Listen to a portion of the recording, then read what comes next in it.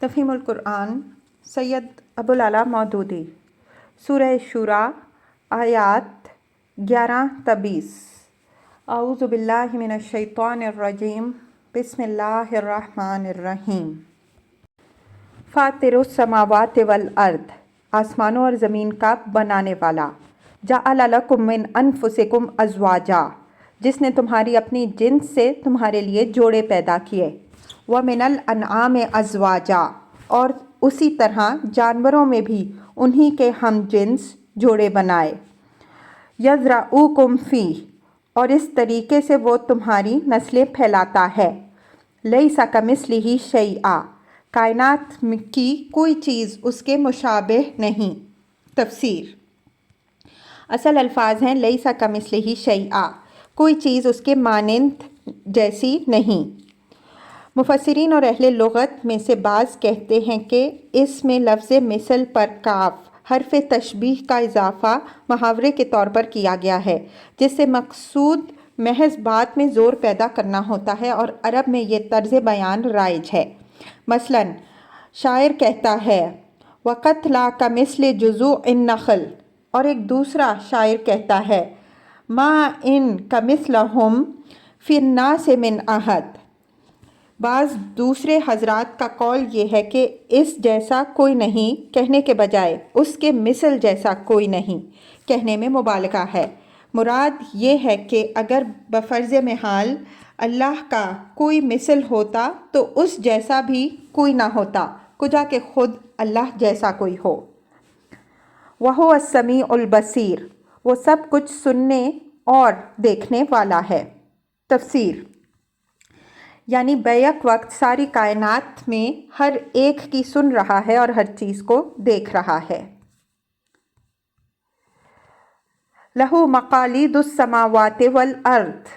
آسمانوں اور زمین کے خزانوں کی کنجیاں اسی کے پاس ہیں۔ يَبْسُطُ الرِّزْقَ لِمَن يَشَاءُ وَيَقْدِرُ جسے چاہتا ہے کھلا رزق دیتا ہے اور جسے چاہتا ہے نپا تلا دیتا ہے۔ إِنَّهُ بِكُلِّ شَيْءٍ عَلِيمٌ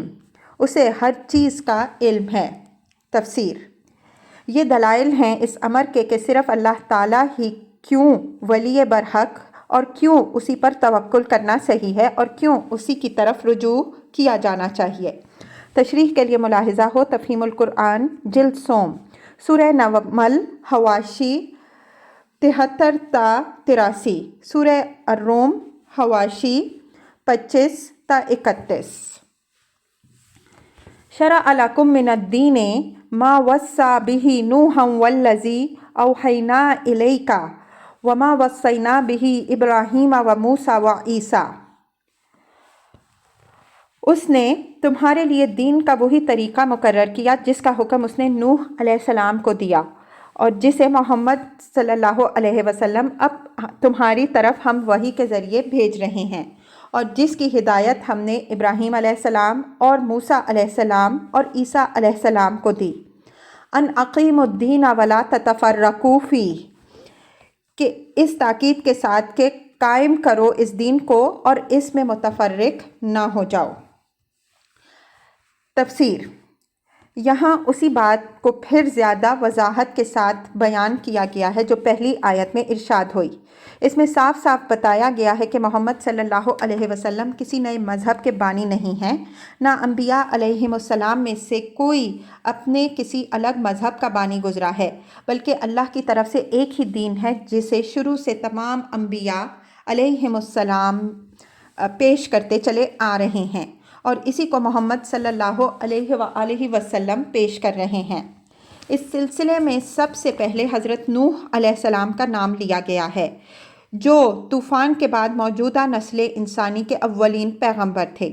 اس کے بعد نبی صلی اللہ علیہ وسلم کا ذکر کیا گیا ہے جو آخری نبی ہیں۔ پھر حضرت ابراہیم علیہ السلام کا نام لیا گیا جنہیں اہل عرب اپنا پیشوا مانتے اور آخر میں حضرت موسیٰ اور حضرت عیسیٰ علیہم السلام کا ذکر کیا گیا جن کی طرف یہودی اور عیسائی اپنے مذہب کو منسوب کرتے ہیں۔ اس سے مقصود یہ نہیں ہے کہ انہی 5 انبیاء علیہم السلام کو اس دین کی ہدایت کی گئی تھی، بلکہ اصل مقصد یہ بتایا گیا ہے کہ دنیا میں جتنے انبیاء علیہم السلام بھی آئے ہیں سب ایک ہی دین لے کر آئے اور نمونے کے طور پر ان 5 جلیل القدر انبیاء کا نام لیا گیا ہے جس سے دنیا کو معروف ترین آسمانی شریعتیں ملی ہیں۔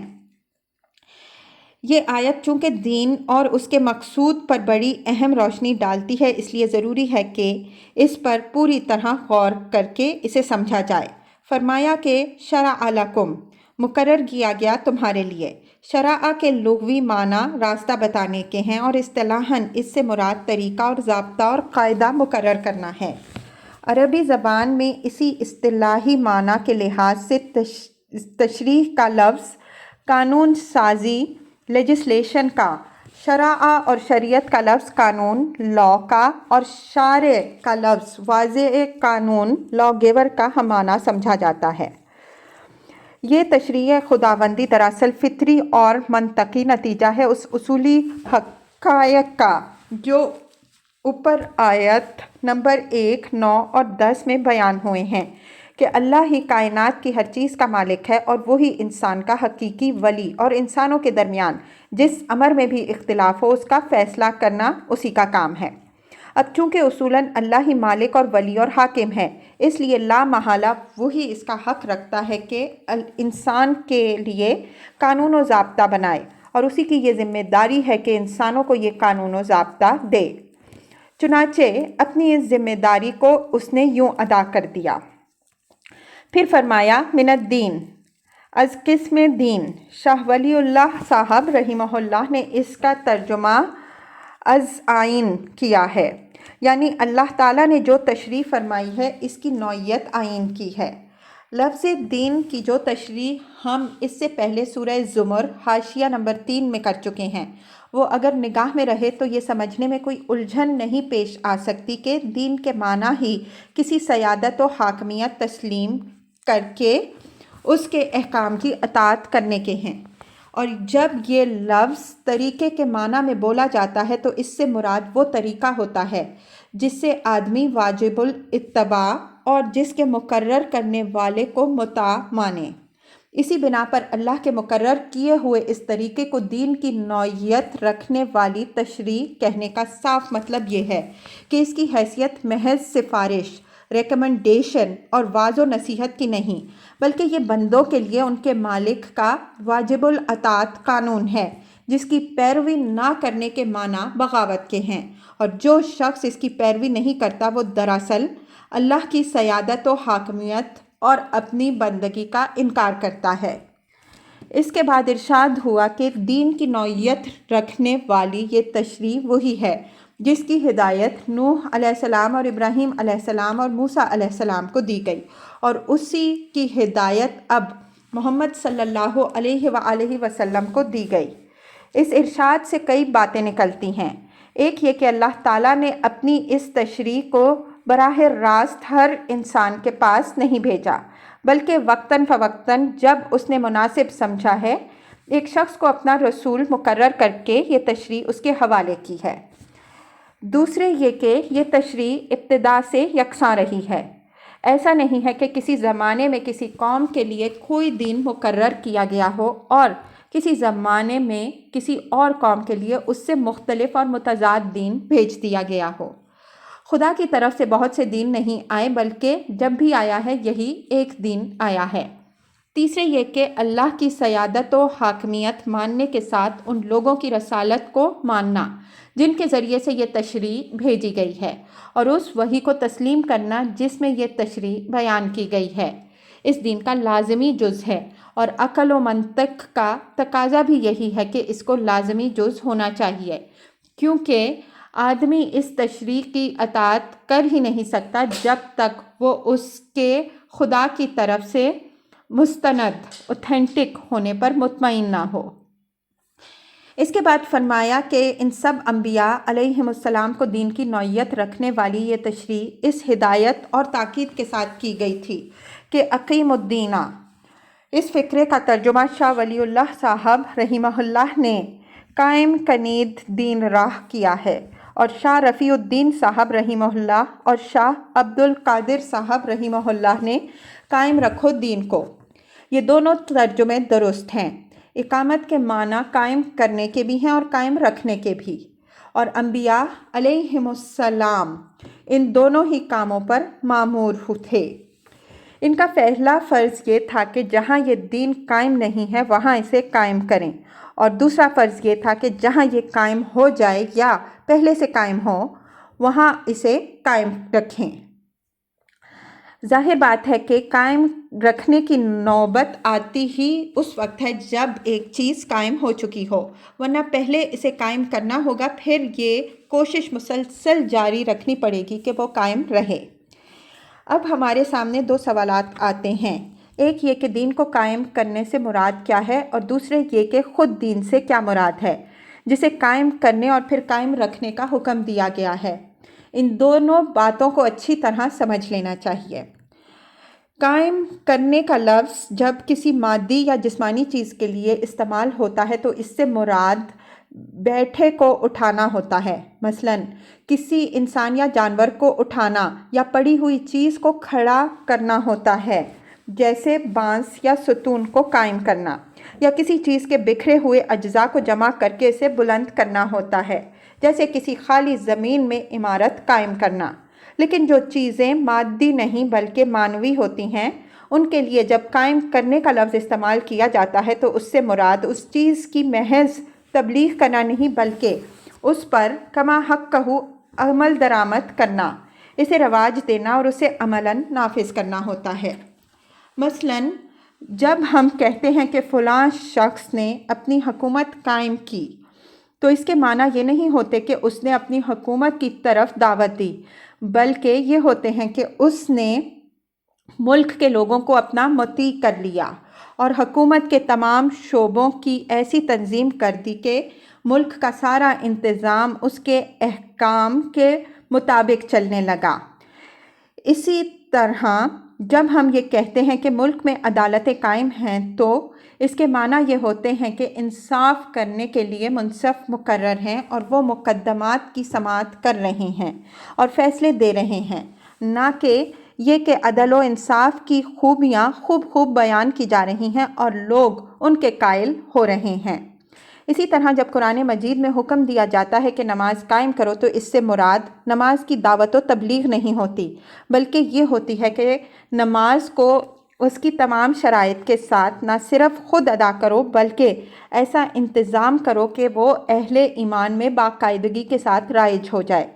مسجدیں ہوں، جمعہ و جماعت کا اہتمام ہو، وقت کی پابندی کے ساتھ اذانیں دی جائیں، امام اور خطیب مقرر ہوں اور لوگوں کو وقت پر مسجدوں میں آنے اور نماز ادا کرنے کی عادت پڑ جائے۔ اس تشریح کے بعد یہ بات سمجھنے میں کوئی دقت پیش نہیں آ سکتی کہ انبیاء علیہم السلام کو جب اس دین کے قائم کرنے اور قائم رکھنے کا حکم دیا گیا تو اس سے مراد صرف اتنی بات نہ تھی کہ وہ خود اس دین پر عمل کریں، اور اتنی بات بھی نہ تھی کہ وہ دوسروں میں اس کی تبلیغ کریں تاکہ لوگ اس کا برحق ہونا تسلیم کر لیں، بلکہ یہ بھی تھی کہ جب لوگ اسے تسلیم کر لیں تو اس سے آگے قدم بڑھا کر پورا کا پورا دین ان میں عملاً رائج اور نافذ ہو جائے تاکہ اس کے مطابق عمل درآمد ہونے لگے اور ہوتا رہے۔ اس میں شک نہیں کہ دعوت و تبلیغ اس کام کا لازمی ابتدائی مرحلہ ہے جس کے بغیر دوسرا مرحلہ پیش نہیں آ سکتا، لیکن ہر صاحب عقل آدمی خود دیکھ سکتا ہے کہ اس حکم میں دعوت و تبلیغ کو مقصود کی حیثیت نہیں دی گئی بلکہ دین قائم کرنے اور قائم رکھنے کو مقصود قرار دیا گیا ہے۔ دعوت و تبلیغ اس مقصد کے حصول کا ذریعہ ضرور ہے مگر بجائے خود مقصد نہیں، کجا کہ کوئی شخص اسے انبیاء علیہم السلام کے مشن کا مقصد وحید قرار دے بیٹھے۔ اب دوسرے سوال کو لیجئے۔ بعض لوگوں نے دیکھا کہ جس دین کو قائم کرنے کا حکم دیا گیا وہ تمام انبیاء علیہم السلام کے درمیان مشترک ہے اور شریعتیں ان سب کی مختلف رہی ہیں، جیسا کہ اللہ تعالیٰ خود فرماتا ہے لِكُلٍّ جَعَلْنَا مِنْكُمْ شِرْعَةً وَمِنْهَاجًا، اس لیے انہوں نے یہ رائے قائم کر لی کہ لامحالہ اس دین سے مراد شرعی احکام و ضوابط نہیں ہیں، بلکہ صرف توحید و آخرت اور کتاب و نبوت کا ماننا ہے اور اللہ تعالیٰ کی عبادت بجا لانا ہے، یا حد سے حد اس میں وہ موٹے موٹے اخلاقی اصول شامل ہیں جو سب شریعتوں میں مشترک رہے ہیں۔ لیکن یہ ایک بڑی سطحی رائے ہے جو محض سرسری نگاہ سے دین کی وحدت اور شرائع کے اختلاف کو دیکھ کر قائم کر لی گئی ہے، اور یہ ایسی خطرناک رائے ہے کہ اگر اس کی اصلاح نہ کر دی جائے تو آگے بڑھ کر بات دین و شریعت کی اس تفریق تک پہنچے گی جس میں مبتلا ہو کر سینٹ پال نے دین بلا شریعت کا نظریہ پیش کیا اور سیدنا مسیح علیہ السلام کی امت کو خراب کر دیا۔ اس لیے جب شریعت دین سے الگ ایک چیز ہے اور حکم صرف دین کو قائم کرنے کا ہے نہ کہ شریعت کو، تو لا محالہ مسلمان بھی عیسائیوں کی طرح شریعت کو غیر اہم اور اس کی اقامت کو غیر مقصود بالذات سمجھ کر نظر انداز کر دیں گے اور صرف ایمانیات اور موٹے موٹے اخلاقی اصولوں کو لے کر بیٹھ جائیں گے۔ اس طرح کے قیاسات سے دین کا مفہوم متعین کرنے کے بجائے آخر کیوں نہ ہم خود اللہ کی کتاب سے پوچھ لیں کہ جس دین کو قائم کرنے کا حکم یہاں دیا گیا ہے، آیا اس سے مراد صرف ایمانیات ہیں اور چند بڑے بڑے اخلاقی اصول، یا شرعی احکام بھی؟ قرآن مجید کا جب ہم تتبع کرتے ہیں تو اس میں جن چیزوں کو دین میں شمار کیا گیا ہے ان میں حسب ذیل چیزیں بھی ملتی ہیں۔ نمبر 1، وَمَا أُمِرُوا إِلَّا لِيَعْبُدُوا اللَّهَ مُخْلِصِينَ لَهُ الدِّينَ حُنَفَاءَ وَيُقِيمُوا الصَّلَاةَ وَيُؤْتُوا الزَّكَاةَ وَذَلِكَ دِينُ الْقَيِّمَةِ۔ سورہ بینہ آیت 5۔ اور ان کو حکم دیا گیا کہ مگر اس بات کا کہ یکسو ہو کر اپنے دین کو اللہ کے لیے خالص کرتے ہوئے اس کی عبادت کریں اور نماز قائم کریں اور زکوٰۃ دیں، اور یہی راست رو ملت کا دین ہے۔ اس سے معلوم ہوا کہ نماز زکوٰۃ اس دین میں شامل ہیں، حالانکہ ان دونوں کے احکام مختلف شریعتوں میں مختلف رہے ہیں۔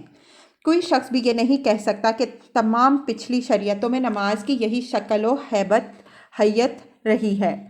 یہی اس کے اجزاء اور یہی اس کی رکعتیں، یہی اس کا قبلہ، یہی اس کے اوقات اور یہی اس کے دوسرے احکام رہے ہیں۔ اسی طرح زکوٰۃ کے متعلق بھی کوئی یہ دعویٰ نہیں کر سکتا کہ تمام شریعتوں کا یہی اس کا نصاب، یہی اس کی شرحیں اور یہی اس کی تحصیل اور تقسیم کے احکام رہے ہیں۔ لیکن اختلاف شرائع کے باوجود اللہ تعالیٰ ان دونوں چیزوں کو دین میں شمار کر رہا ہے۔ نمبر 2، حرمت علیکم المیتۃ والدم ولحم الخنزیر وما اہل لغیر اللہ بہ الیوم اکملت لکم دینکم۔ سورہ مائدہ آیت 3۔ تمہارے لیے حرام کیا گیا مردار اور خون اور سور کا گوشت اور وہ جانور جو اللہ کے سوا کسی اور کے نام پر ذبح کیا گیا ہو، اور وہ جو گلا گھٹ کر یا چوٹ کھا کر یا بلندی سے گر کر یا ٹکر کھا کر مرا ہو، یا جسے کسی درندے نے پھاڑا ہو سوائے اس کے جسے تم نے زندہ پا کر ذبح کر لیا ہو، اور جو کسی آستانے پر ذبح کیا گیا ہو۔ نیز یہ بھی تمہارے لیے حرام کیا گیا ہے کہ تم پانسوں کے ذریعے سے اپنی قسمت معلوم کرو۔ یہ سب کام فسق ہیں۔ آج کافروں کو تمہارے دین کی طرف سے مایوسی ہو چکی ہے، لہٰذا تم ان سے نہ ڈرو، مجھ سے ڈرو۔ آج میں نے تمہارے دین کو تمہارے لیے مکمل کر دیا۔ اس سے معلوم ہوا کہ یہ سب احکام شریعت بھی دین ہی ہیں۔ نمبر 3، قاتلوا الذین لا یؤمنون باللہ ولا بالیوم الآخر ولا یحرمون ما حرم اللہ ورسولہ ولا یدینون دین الحق۔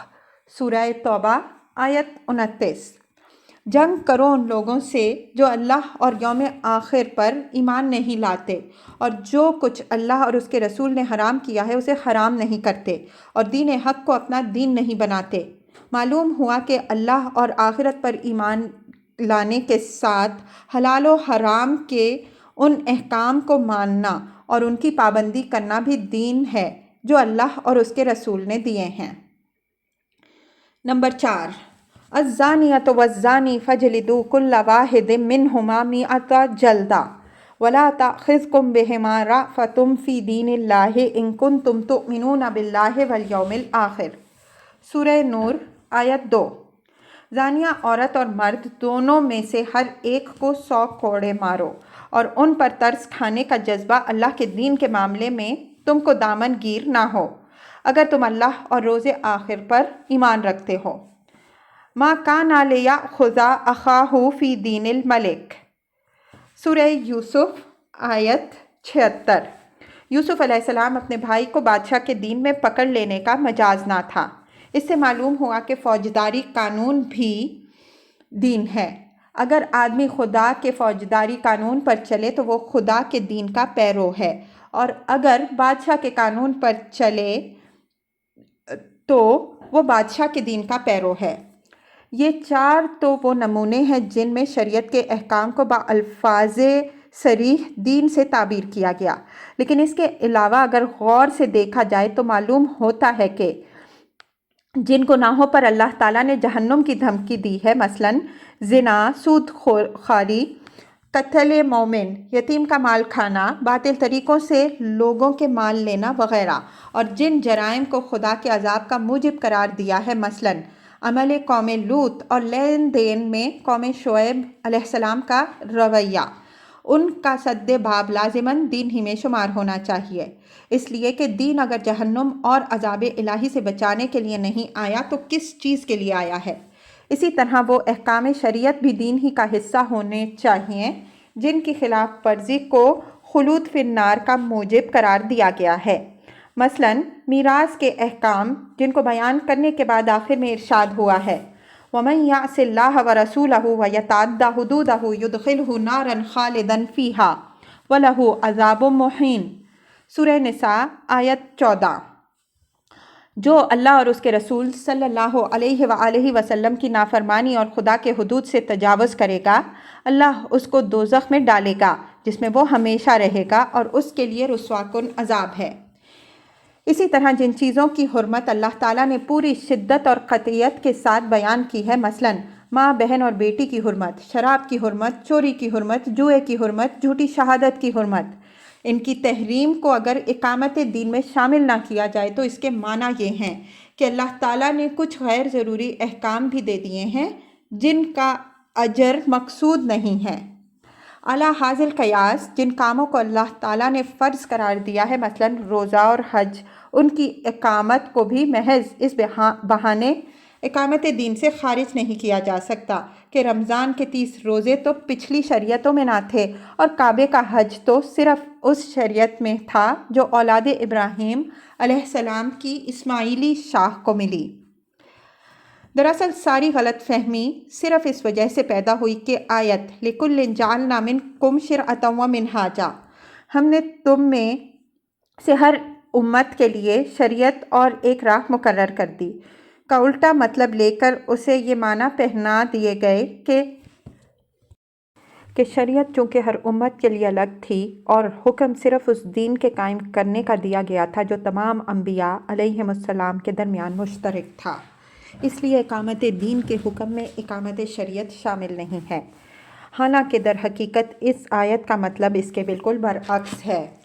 سورہ مائدہ میں جس مقام پر یہ آیت آئی ہے اس کے پورے سیاق و سباق کو آیت 41 سے آیت 50 تک اگر کوئی شخص بغور پڑھے تو معلوم ہوگا کہ اس آیت کا صحیح مطلب یہ ہے کہ جس نبی کی امت کو جو شریعت بھی اللہ تعالیٰ نے دی تھی وہ اس امت کے لیے دین تھی، اور اس کے دور نبوت میں اسی کی اقامت مطلوب تھی، اور اب چونکہ سیدنا محمد صلی اللہ علیہ وسلم کا دور نبوت ہے اس لیے امت محمدیہ صلی اللہ علیہ وسلم کو شریعت دی گئی ہے، وہ اس دور کے لیے دین ہے، اور اس کا قائم کرنا ہی دین کا قائم کرنا ہے۔ رہا ان شریعتوں کا اختلاف تو اس کا مطلب یہ نہیں ہے کہ خدا کی بھیجی ہوئی شریعتیں باہم متضاد تھیں،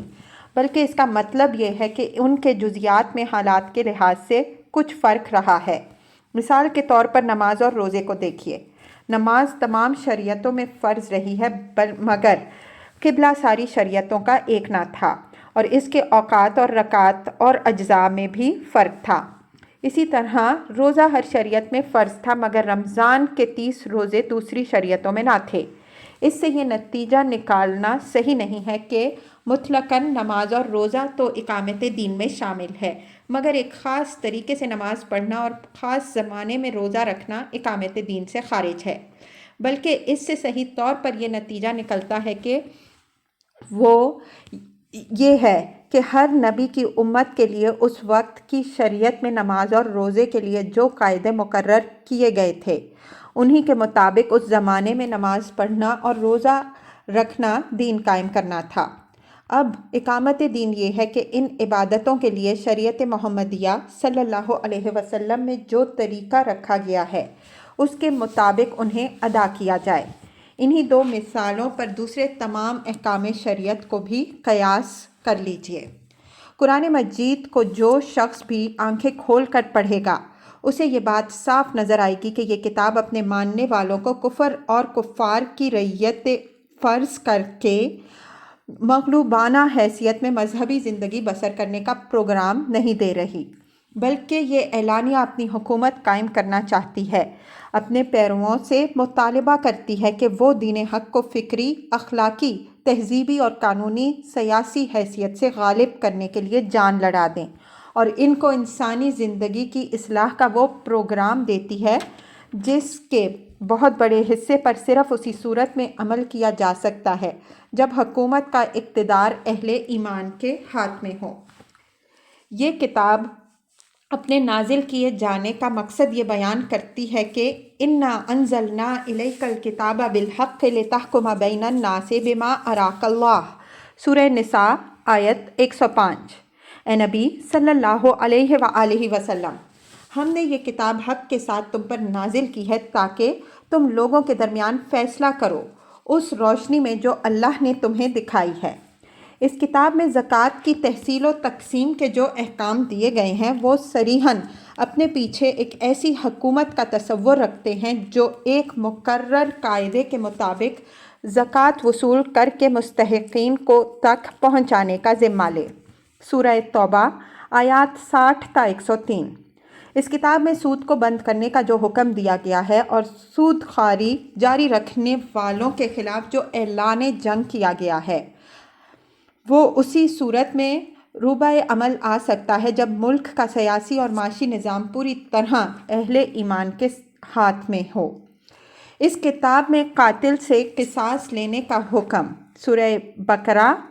آیت 178۔ چوری پر ہاتھ کاٹنے کا حکم، سورہ مائدہ آیت 38۔ زنا اور قذف پر حد جاری کرنے کا حکم، سورہ نور آیات 2 تا 4۔ اس مفروضے پر نہیں دیا گیا کہ ان احکام کے ماننے والے لوگوں کو کفار کی پولیس اور عدالتوں کے ماتحت رہنا ہوگا۔ اس کتاب میں کفار سے قتال کا حکم، سورہ بقرہ آیات 190 تا 216، یہ سمجھتے ہوئے نہیں دیا گیا کہ اس دین کے پیرو کفر کی حکومت میں فوج بھرتی کر کے اس حکم کی تعمیل کریں گے۔ اس کتاب میں اہل کتاب سے جزیہ لینے کا حکم، سورہ توبہ آیت 29، اس مفروضے پر نہیں دیا گیا کہ مسلمان کافروں کی رعایا ہوتے ہوئے ان سے جزیہ وصول کریں گے اور ان کی حفاظت کا ذمہ لیں گے، اور یہ معاملہ صرف مدنی صورتوں ہی تک محدود نہیں، مکی صورتوں میں بھی دیدہ و بینا کو اعلانیہ یہ نظر آ سکتا ہے کہ ابتدا ہی سے جو نقشہ پیش نظر تھا وہ دین کے غلبہ و اقتدار کا تھا، نہ کہ کفر کی حکومت کے تحت دین اور اہل دین کے ذمہ بن کے رہنے کا۔ مثال کے طور پر ملاحظہ ہو تفہیم القرآن جلد 2، سورہ بنی اسرائیل حواشی 79، 101، جلد سوم سورہ قصص 104 تا 105، سورہ روم آیات 1 تا 3، جلد چہارم سورہ صافات آیات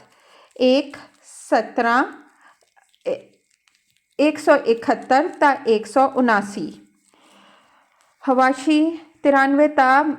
94، سورہ صاد دیباچہ اور آیت 11 مع حاشیہ 12۔ سب سے بڑھ کر جس چیز سے تعبیر کی یہ غلطی متصادم ہوتی ہے وہ خود رسول اللہ صلی اللہ علیہ وآلہ وسلم کا وہ عظیم الشان کام ہے جو حضور صلی اللہ علیہ وسلم نے 23 سال کے زمانہ رسالت میں انجام دیا۔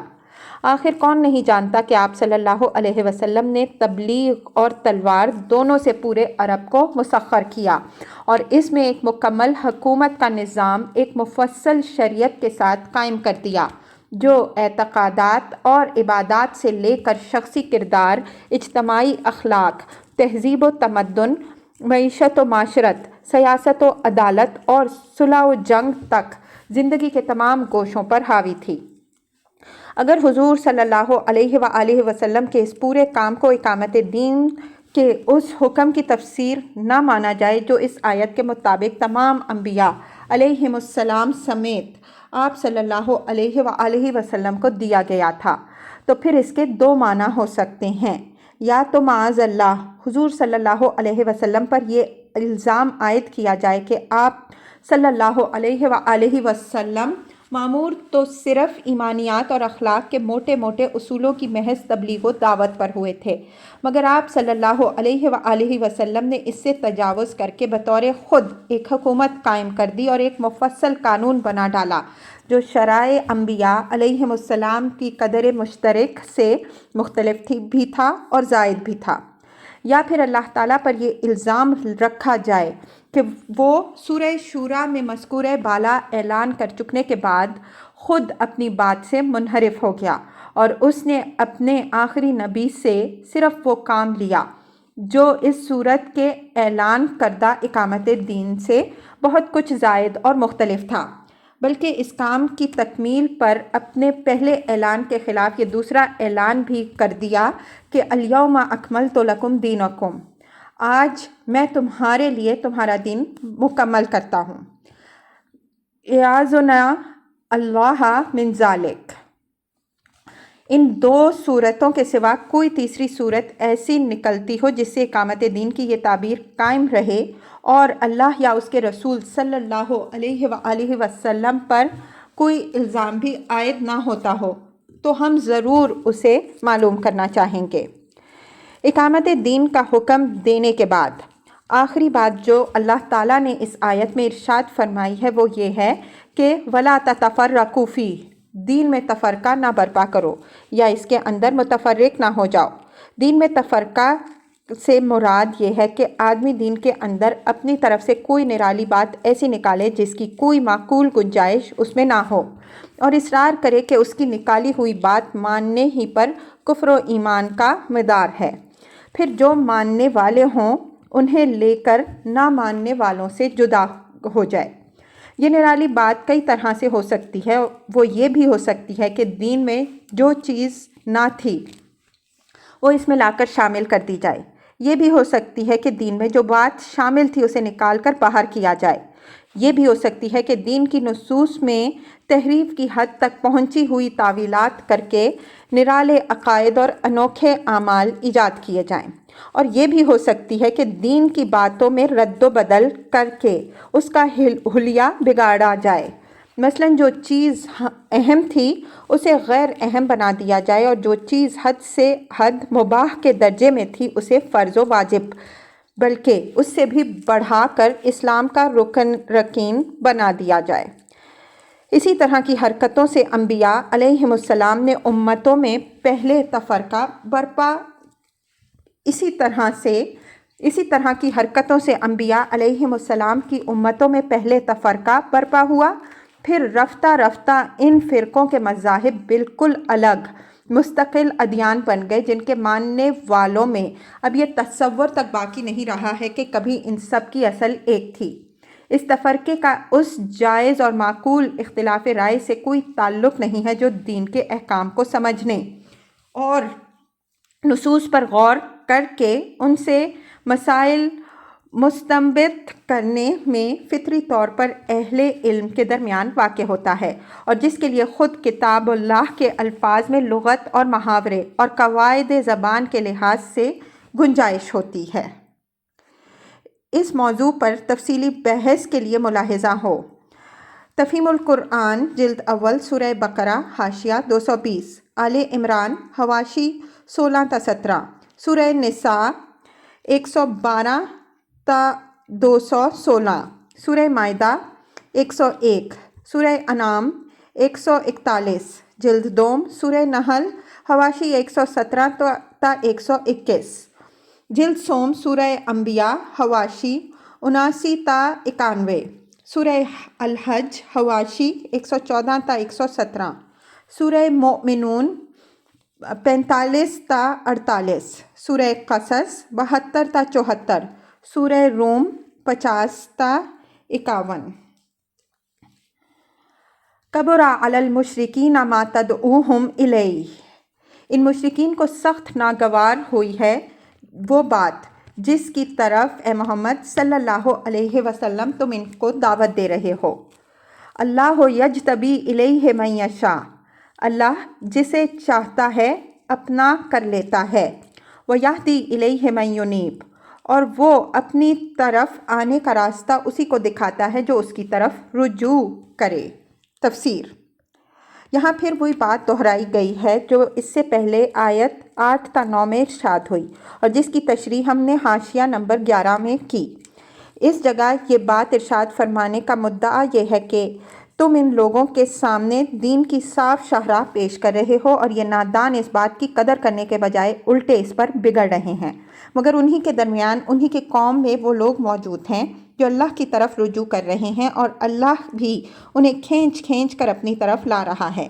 اب یہ اپنی اپنی قسمت ہے کہ کوئی اس نعمت کو پائے اور کوئی اس پر خار کھائے، مگر اللہ کی بانٹ اندھی بانٹ نہیں ہے،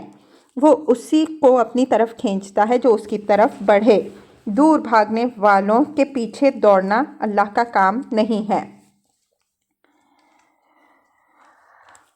وَمَا تَفَرَّقُوا إِلَّا مِن بَعْدِ مَا جَاءَهُمُ الْعِلْمُ بَغْيًا بَيْنَهُمْ، لوگوں میں جو تفرقہ رونما ہوا وہ اس کے بعد ہوا کہ ان کے پاس علم آ چکا تھا، اور اس بنا پر ہوا کہ وہ آپس میں ایک دوسرے پر زیادتی کرنا چاہتے تھے۔ ان کے پاس علم آ چکا تھا۔ تفسیر، یعنی تفرقے کا سبب یہ نہ تھا کہ اللہ تعالیٰ نے انبیاء علیہم السلام نہیں بھیجے اور کتابیں نازل نہیں کیں، اس کی وجہ سے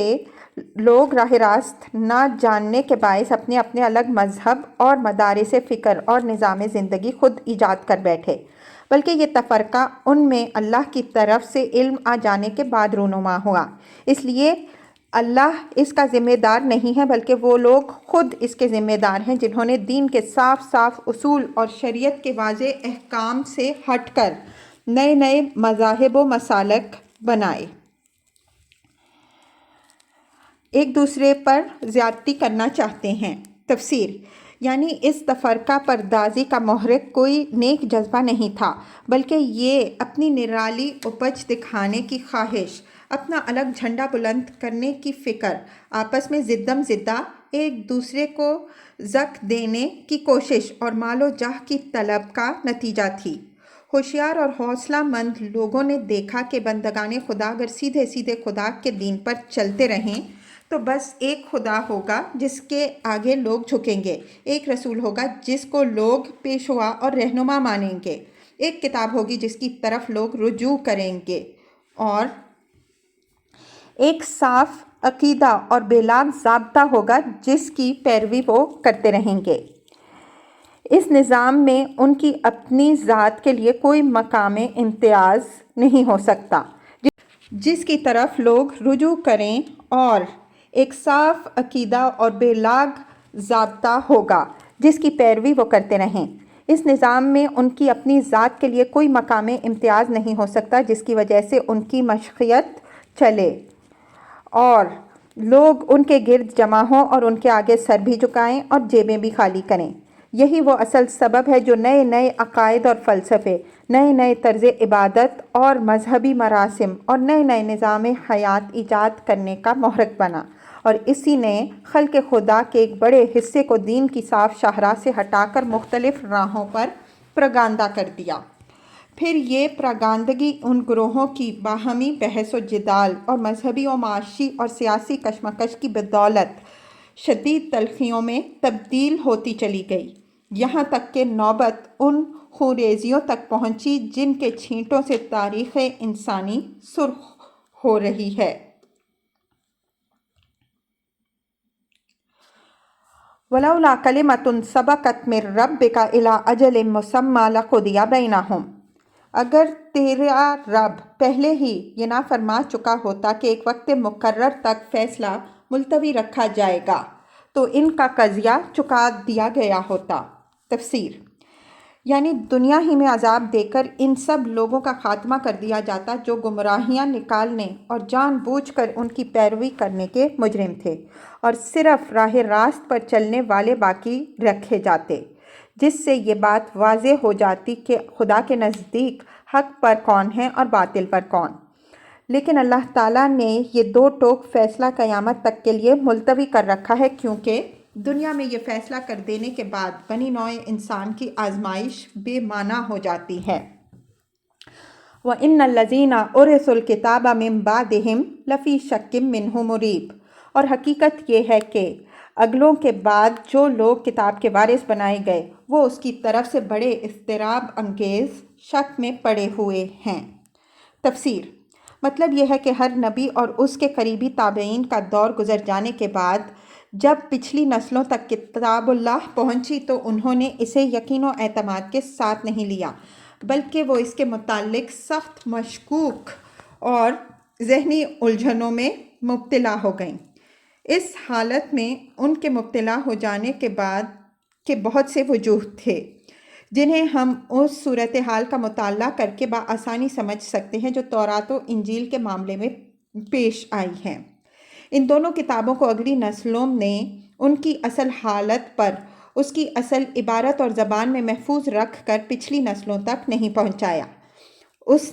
ان میں خدا کے کلام کے ساتھ تفسیر و تاریخ اور سماعی روایات اور فقہا کے نکالے ہوئے جزیات کی صورت میں انسانی کلام گڈمڈ کر دیا۔ ان کے ترجموں کو اتنا رواج دیا کہ اصل غائب ہو گئی اور صرف ترجمے باقی رہ گئے۔ ان کی تاریخی سند بھی اس طرح ضائع کر دی کہ اب کوئی شخص بھی پورے یقین کے ساتھ نہیں کہہ سکتا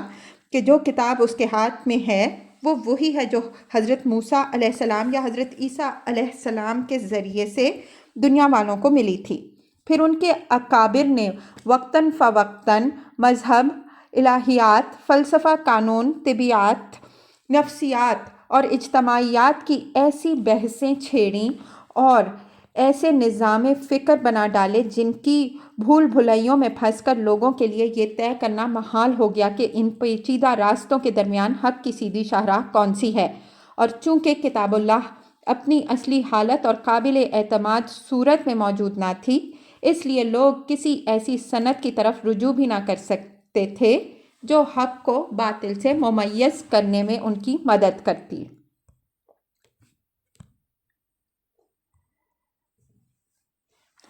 فَلِذَلِكَ فَادْعُ، چونکہ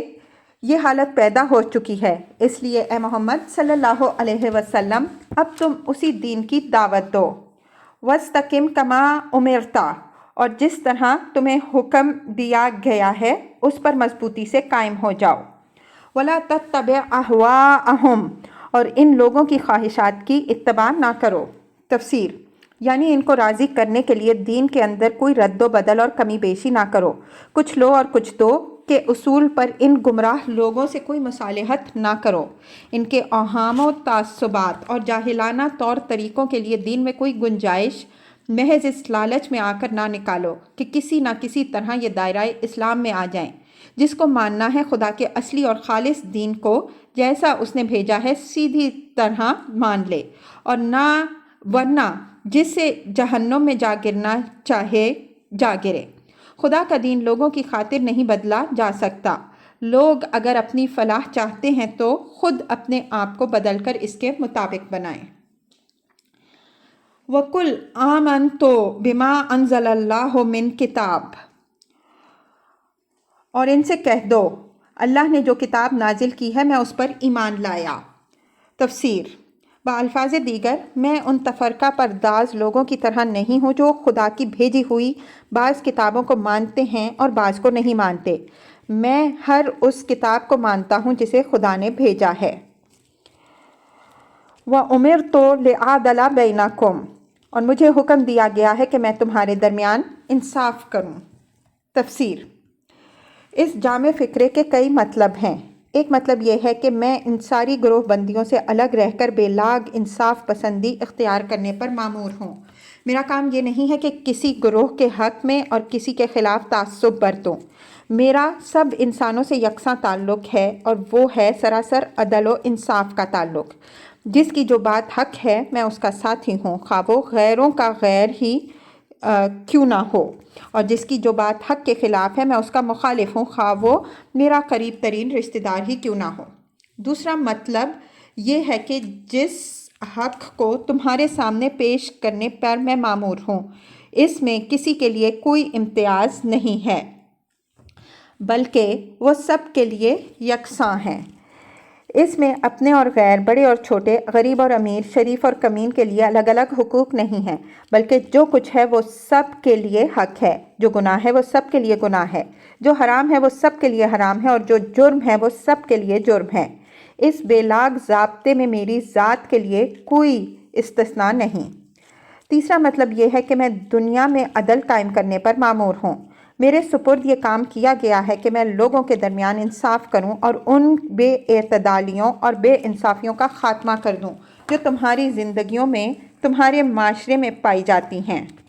ان تین مطالب کے علاوہ اس فکرے کا چوتھا مطلب یہ بھی ہے کہ جو مکہ معظمہ میں نہ کھلا تھا مگر ہجرت کے بعد کھل گیا، اور وہ یہ کہ میں خدا کا مقرر کیا ہوا قاضی اور جج ہوں۔ تمہارے درمیان انصاف کرنا میری ذمہ داری ہے۔